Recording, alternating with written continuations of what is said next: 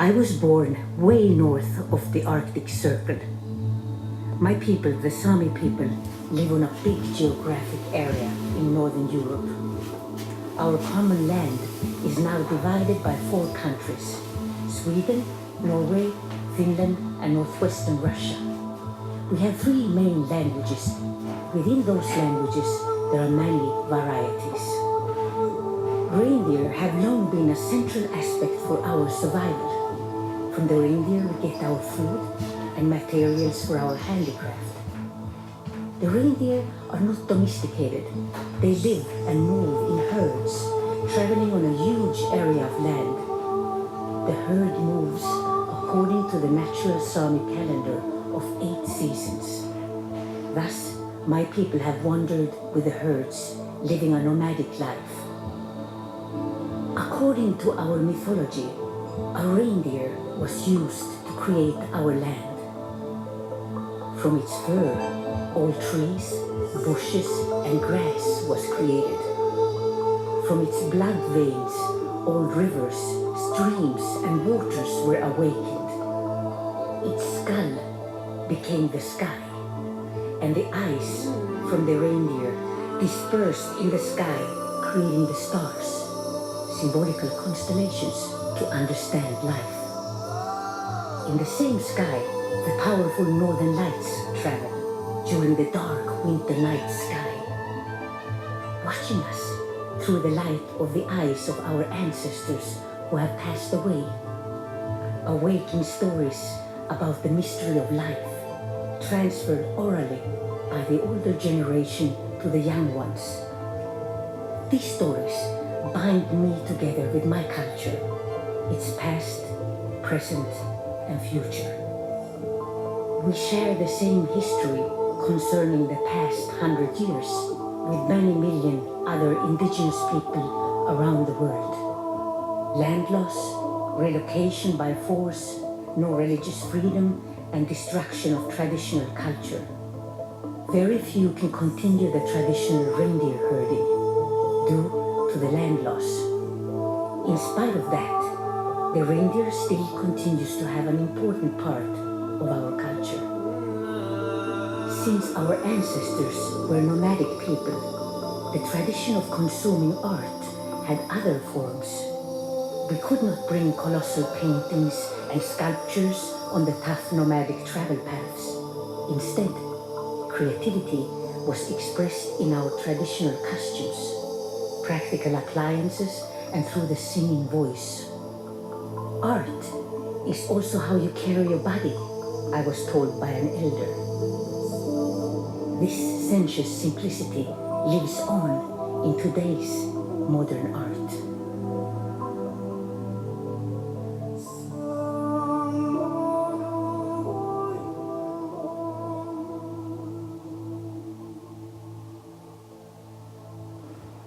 How's the research going? Great. Very excellent. I definitely think the Sami culture is definitely really different than American. I definitely learned that the color red they wear for their clothing.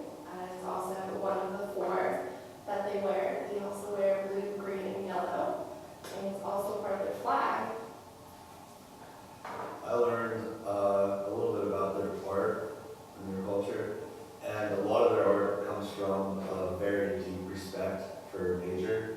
They believe that they and nature are one, and they are very good at crafting things with their hands. It's called doji, and it uses natural, soft, round materials. And there's 2 types of handcrafting. There's soft and hard. The hard are usually made by the men, and they use reindeer antlers for knives and cups. And the soft is made by the women, and they make clothing and baskets and jewelry and satchels with it.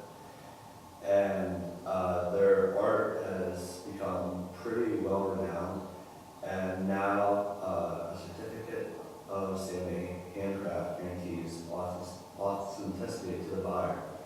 It shows that the creator of the arts widely recognized in the Sami art industry.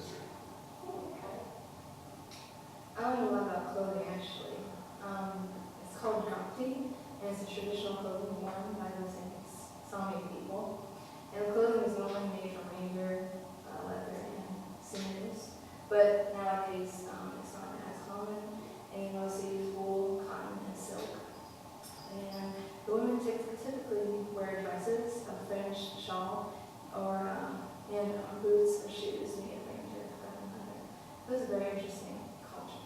I was actually able to learn about the weapons. I'm a violent person, and so are they. They really like pitfalls. So if someone's like walking through like one of their areas, someone just falls in a pitfall. They use snares, bow and arrow to go hunting with, and spears. I also learned something about the architecture is that they use animal skins to build their tents. And since they're nomadic, they needed something easy to transportate because they probably can't do it.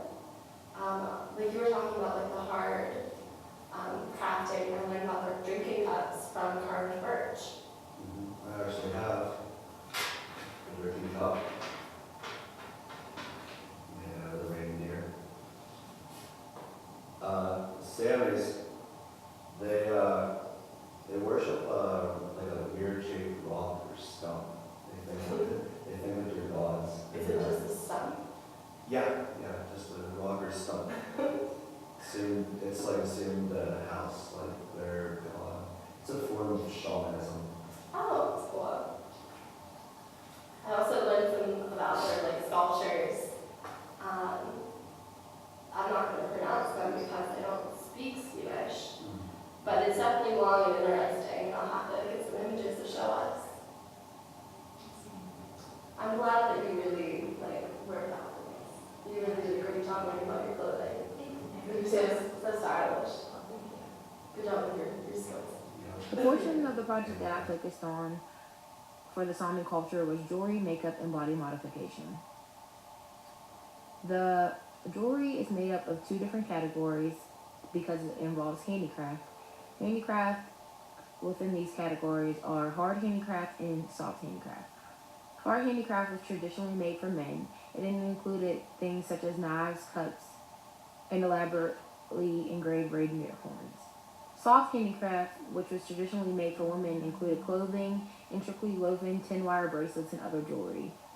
They also had bags and baskets woven from birch roots, which is another form of handicraft known as root handicraft.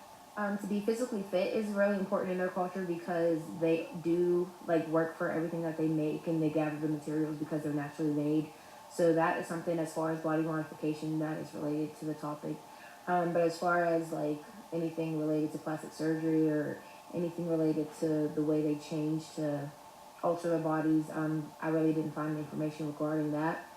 And for makeup, it's more natural look. They don't really use makeup. I'm sure that if they did use makeup, it would be made of more natural substances. They may create their own makeup, but as far as specific makeup that they wear in the culture, it's not really relevant for this culture, which was also implemented into the jewelry and the little things that they wore as part of their culture.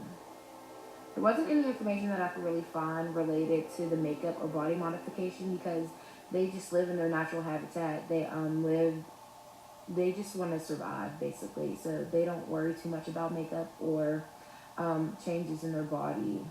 The video that you'll see next is a personal experience from someone a part of the Sami culture and her experience with jewelry making, more specifically the bracelet she's made for the Sami culture. Growing up, everyone's hands were always busy. Our days were filled with work, and when we were at home, we pulled our handcraft into our laps. My father carved wood.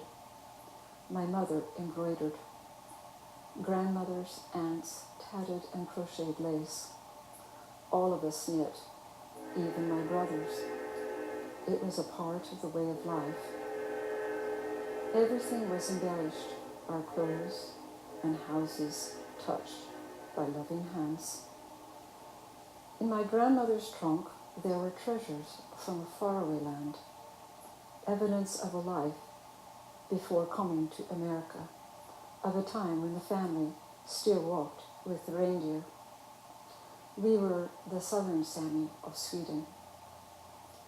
Generations got skipped, but now I pick up the 10-thread embroidery again. It is hard to describe how much pleasure, joy it is to reconnect that broken link. Touching reindeer skin is like going home.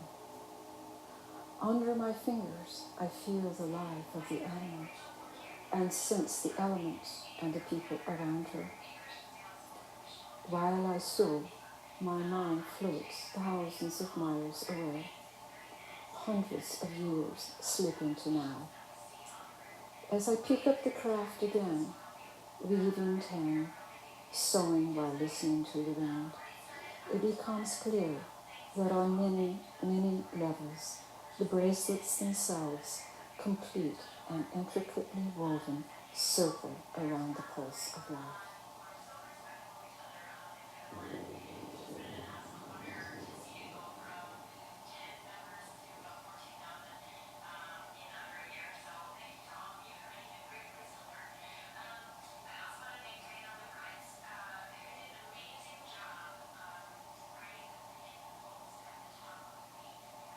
Growing up, everyone's hands were always busy. Our days were filled with work, and when we were at home, we pulled our handcraft into our laps. My father carved wood, my mother embroidered, grandmothers, aunts tatted and crocheted lace. All of us knit, even my brothers. It was a part of the way of life. Everything was embellished, our clothes and houses